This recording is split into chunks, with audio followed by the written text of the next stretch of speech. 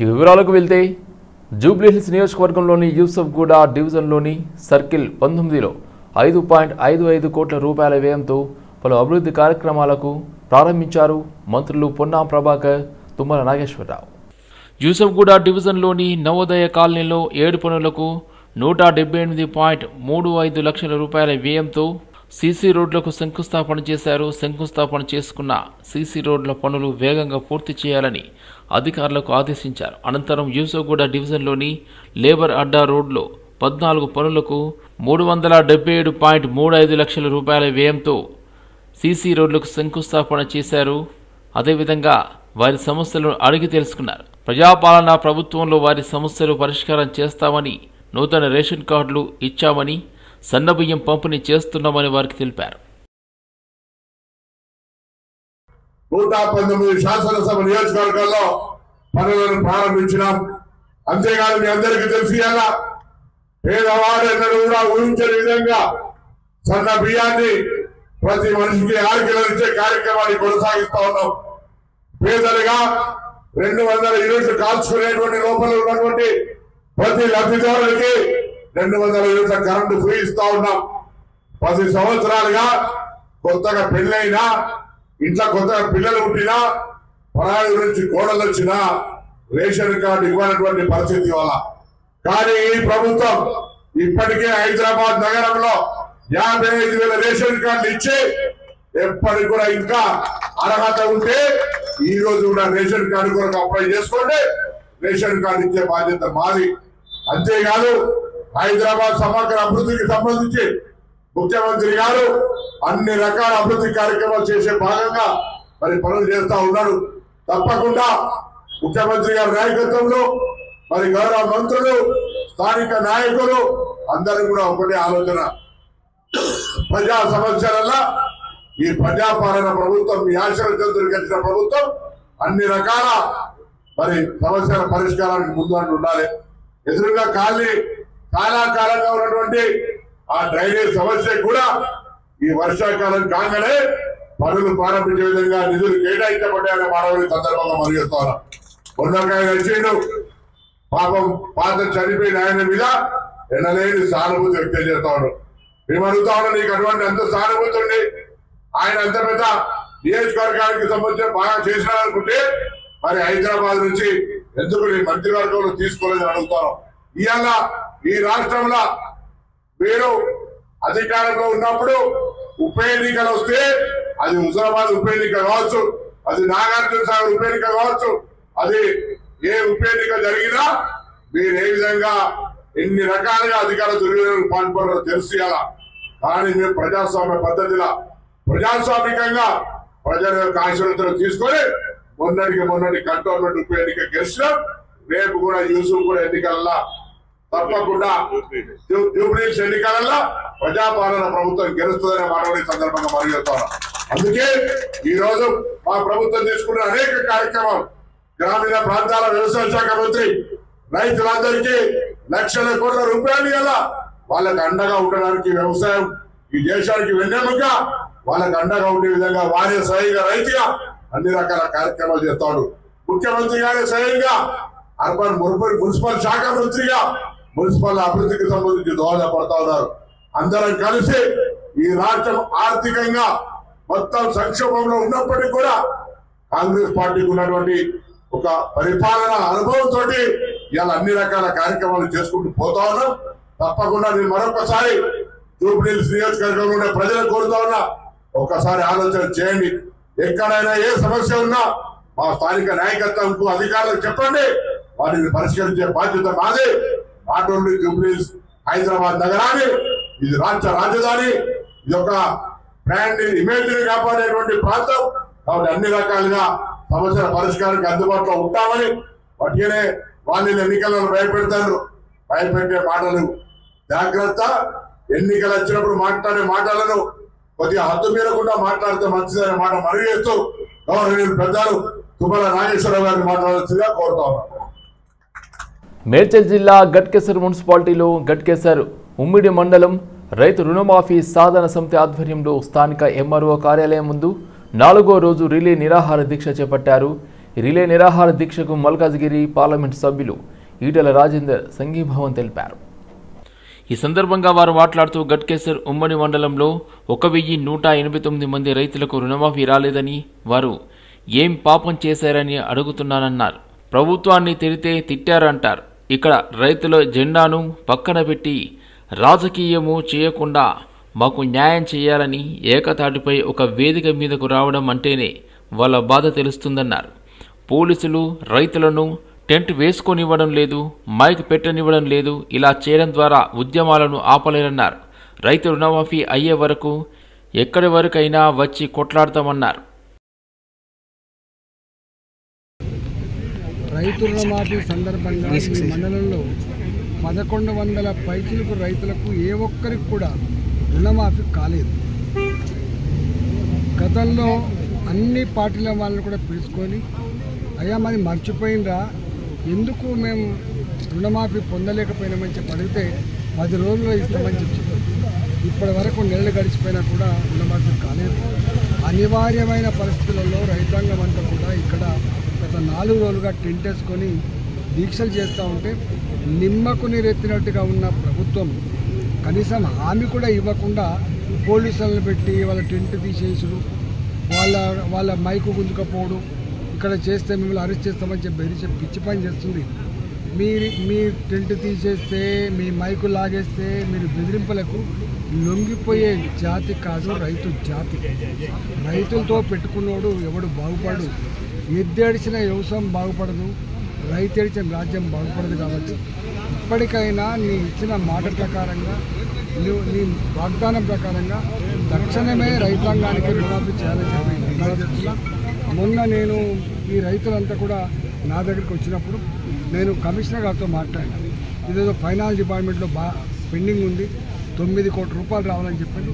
ఈ గిన్ని కోట్లు ఇచ్చి ఈ 9 కోట్ల రూపాయలతో ఈ రైతుల ఉసురు పోసుకోవద్దని చెప్పి డిమాండ్ చేస్తా ఉన్నా. ఇక్కడి పార్లమెంటు సభ్యుడిగా, గతంలో ఇక్కడే పార్లమెంటు సభ్యుడిగా ఉన్న రేవంత్ రెడ్డి గారు మరి ఆయన కష్టకాలంలో ఉన్నప్పుడు గెలిపించింది. ఆయన రాజకీయ భవిష్యత్తు అంధకారంలో ఉన్నప్పుడు గెలిపించిన ప్రజలు మల్కాజిగిరి మేధావి వర్గం. ఆనాడు ఈ మల్కాజిగిరి ప్రజలు నీకు పట్టం కట్టి ఇవాళ ముఖ్యమంత్రి కావడానికి సహకరిస్తే ఇవాళ వాళ్ళ ఓటుతో గెలిచి వాళ్ళతో అధికారంకి వచ్చి ఇంకా మల్కాజిగిరి ప్రజల రైతుల రుణమాఫీ చేయకుండా ఇవాళ అన్యాయం చేయడం నీకు తగదు రేవంత్ రెడ్డి గారు. తక్షణమే ఈ 4 రోజులు చేస్తూ ఉన్నారు.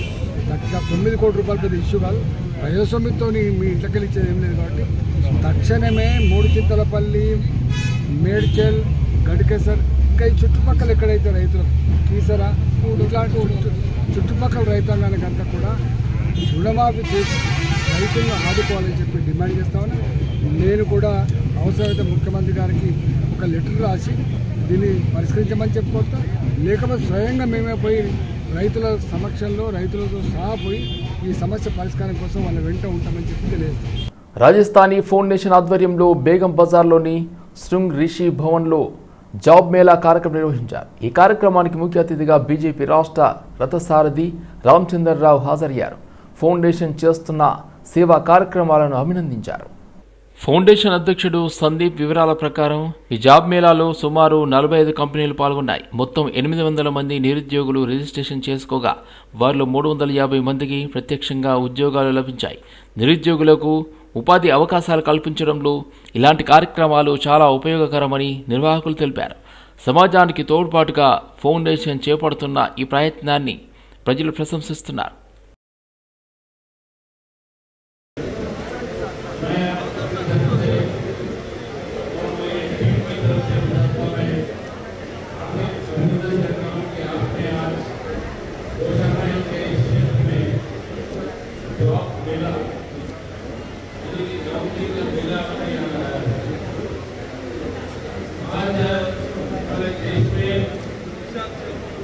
नौकरी का मतलब ये हो गया है कि आपको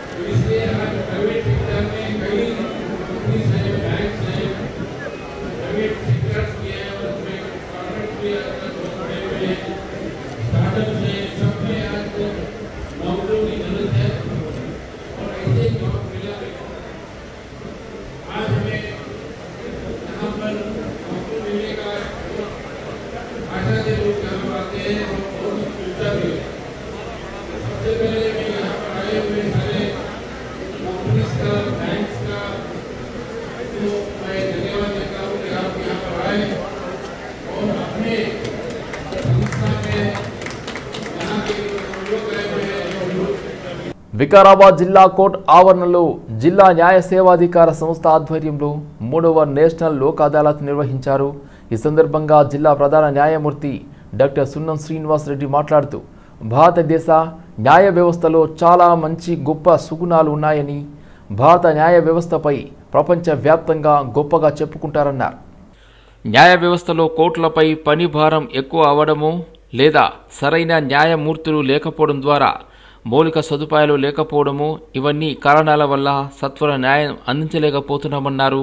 లోక్ అదాలత్ ద్వారా రాజీ పడితే కొన్ని కేసుల్లో అయినా సత్వర న్యాయం అందితే కోర్టుల మీద పని భారం తగ్గుతుందన్నారు. ప్రజల్లో కూడా శాంతి సామరస్యాలు నెలకొల్పేందుకు అవకాశం ఉంటుందని కేంద్ర ప్రభుత్వం 1987లో న్యాయ సేవా అధికార చట్టం తీసుకురావడం జరిగిందని అన్నారు. ఈ సందర్భంగా జిల్లా ఎస్పీ నారాయణ రెడ్డి మాట్లాడుతూ ఈ భూమి మీద మనుషులంతా టూరిజం లాంటి వాళ్ళమని, మనిషి జీవితం చాలా చిన్నది అన్నారు ఎస్పీ నారాయణ రెడ్డి. ఉన్న జీవితంలో కక్షలు ప్రతీకారాలు లేకుండా పొరుగువారితో చిన్న చిన్న గొడవలు ఉంటే రాజీపడి సంతోషకరమైన జీవితం జీవించాలని అన్నారు.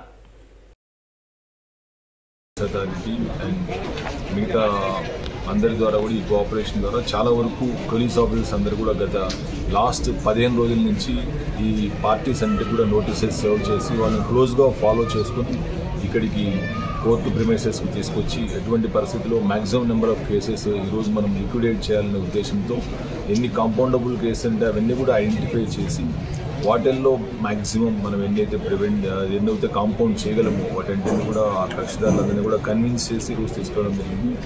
సో ప్రజలందరికీ కూడా మనం ఒక మెసేజ్ ఇవ్వడం జరిగింది. బేసికల్గా వాళ్ళు ఈ కేసెస్ అందు పెట్టుకొని చాలా వరకు వాళ్ళ హెల్త్ ఖరాబ్ చేసుకొని, పైసలు వేస్ట్ చేసుకొని, టైం వేస్ట్ చేసుకొని, ఇది ప్రొలాంగ్డ్గా పోకుండా ఏదైతే మనకు కాంపౌండబుల్ కేసు ఉంటే వాళ్ళు రాజీ పడగలిగిన అవి అయిపోతగిన వాళ్ళు చాలా వరకు వాళ్ళు మిగతా వాటి మీద ఫోకస్ చేసి వాళ్ళ లైఫ్ను మంచిగా చేసుకోవచ్చు.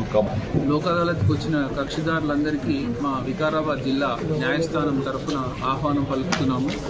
ఈ న్యాయ సేవాధికార సంస్థ వారు నిర్వహించినటువంటి ఈ పండగ వాతావరణమైనటువంటి ఈ లోక్ అదాలత్లో రాజీ పడదగ్గ కేసులన్నీ కూడా పరిష్కరించుకోవడానికి ఇరుపక్షాల వారిని కూర్చోబెట్టి సామరస్యపూర్వకమైన వాతావరణంలో వారి వాద్యాన్ని కానీ వారి కేసును కానీ మేము పరిష్కరించే ప్రయత్నం చేస్తున్నాం.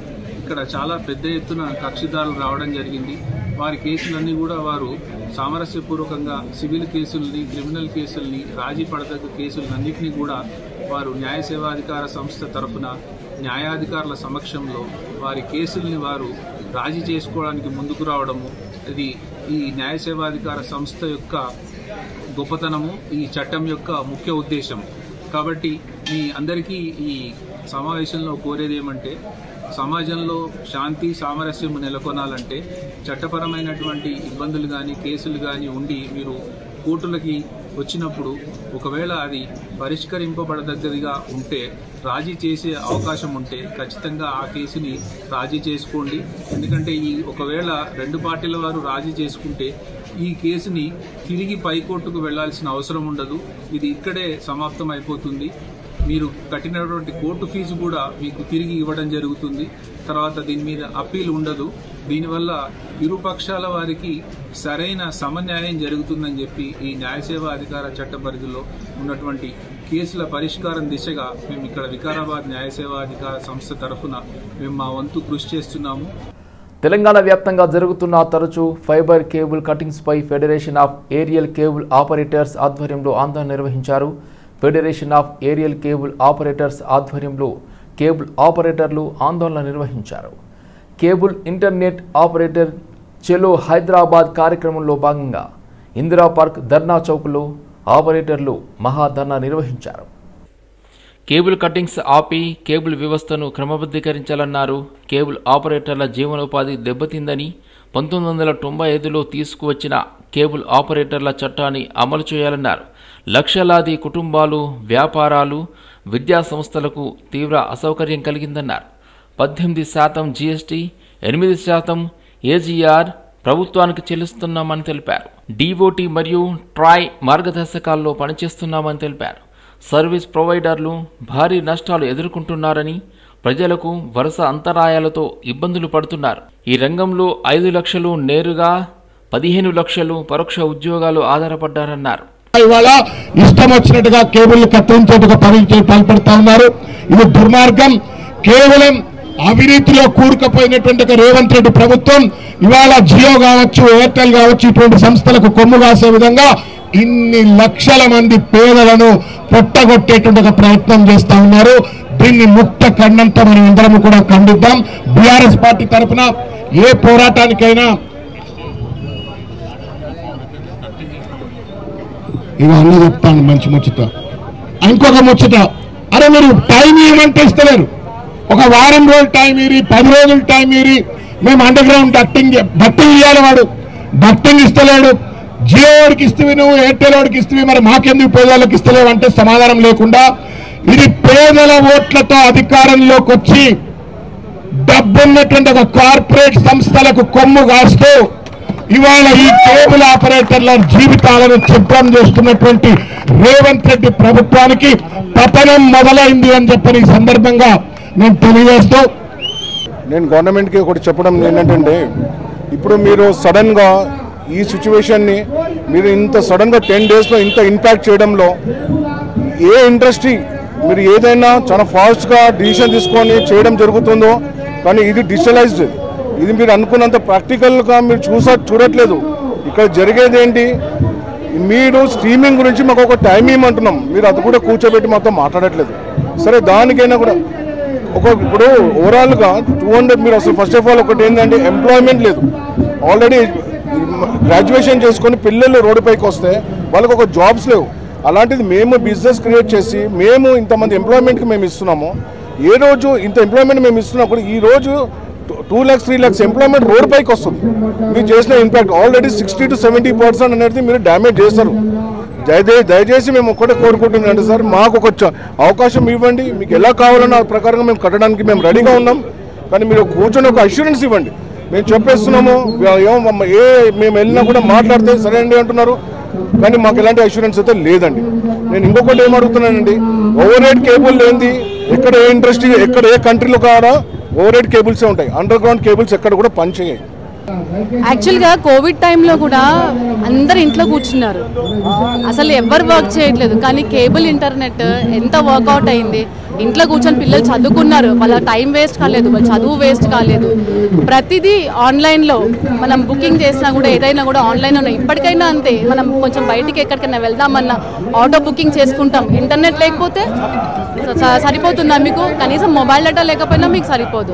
అట్లాంటి డిజిటల్ టైంలో మీరు ఇట్లాంటి కేబుల్ కటింగ్స్ చేస్తే మేము కన్స్యూమర్స్ ఎక్కడ పోవాలండి, ఎట్లా ఉండాలి, పిల్లలతో కనెక్షన్స్ కానీ ఇప్పుడు అన్నీ అవే నడుస్తున్నాయి కదా. ఇప్పుడు జాబ్స్ కోసం వెతుకుతున్నారు, ఆన్లైనే పెడుతున్నారు మొత్తము. ఆ ఆన్లైన్ కూడా మీరు ఇంటర్నెట్ లేకపోతే వాళ్ళు పిల్లలకు కష్టం అవుతుంది కదా. ఇప్పుడు రాయడానికి ఎగ్జామ్ రాయడానికి ఆన్లైన్లో కూర్చుంటున్నారు వాళ్ళు, వాళ్ళకి ఎలా ఇబ్బంది అవుతుంది. నేను గవర్నమెంట్ని చాలా ఇదిగా కోరుకుంటున్నాను, ప్లీజ్ మీరు కేబుల్ కటింగ్స్ ఆపేసేసి మీరు కూర్చొని ఆపరేటర్స్ మాట్లాడి మాది కూడా ప్రాబ్లమ్కి సొల్యూషన్ ఇవ్వండి. Thank you.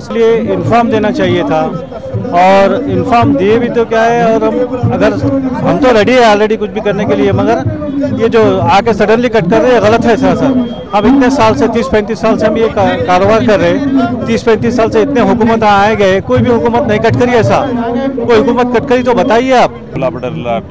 జిల్లా అధ్యక్షునిగా వచ్చిన ఇక్కడ ఈ మహాధర్నాకి మేము మామ్నార్ జిల్లా వాస్తవ్యము, మా సొంత మామ్నార్, మా ముఖ్యమంత్రి గారి ఏరియాకి వెళ్ళి వచ్చినాము. సార్ మీకు తెలియజేసేది ఒకటే, ఈ వైర్ కటింగ్ ఆపండి. ఈ వైర్లు మేము 30 సంవత్సరాల నుంచి రూపాయి కుదబెట్టుకొని రూపాయి జమ చేసుకొని తీసుకొచ్చి గుంజిన వైర్లు ఇవి. ఈరోజు సడన్గా వచ్చి మీరు ఈ వైర్లు కట్ చేస్తే మా బతుకులు రోడ్డు మీదకి వస్తాయి. మేమే కాదు, మాతో పాటు మా దగ్గర పనిచేసే వాళ్ళు, మా భార్య పిల్లలు, పనిచేసే వారి భార్య పిల్లలు, వాళ్ళ మీద ఆధారపడిన కుటుంబ సభ్యులు అందరూ రోడ్డు మీదకి వచ్చే పరిస్థితి ఉంది. మా కింద దగ్గర 500 మంది ఆపరేటర్స్ ఉన్నారు. 46 మండలాలు. ఒక్కొక్కరు కేబుల్ మీద ఆధారపడి ఉన్నారు కుటుంబాలలో. ఒక్కొక్కరి జీవనాధారం మొత్తం దీని మీద ఆధారపడి ఉంది. గవర్నమెంట్ దీని మీద తగిన చర్య తీసుకొని కేబుల్ కట్టింగ్ ఆపగలరని మనవి చేస్తున్నాను. మేము సీఎం రేవంత్ రెడ్డి కాన్ఫరెన్స్కి వెళ్ళి వచ్చాము. మేము అక్కడ ఈడీ గారిని సంప్రదించిన లోకల్ కరెంట్ డిపార్ట్మెంట్ వాళ్ళని అందరినీ కన్సల్ట్ అయ్యి నేను లాస్ట్ మంత్ నుండి కోఆర్డినేషన్లో పనిచేసుకుంటున్నాము. వాళ్ళు ఎంతసేపు ఉన్నా సపోర్ట్ చేస్తామంటున్నారు, కానీ పైకి వెళ్ళి ఏమన్నా ప్రెషర్ ఎక్కువ అవుతే మేము ఖచ్చితంగా కేబుల్ కట్ చేస్తాము. దానివల్ల మీకు నష్టం జరగవచ్చు, కానీ మా మీద ఏ ఇబ్బంది పెట్టకుండా అని వాళ్ళు రిక్వెస్ట్ చేశారు మా దగ్గర.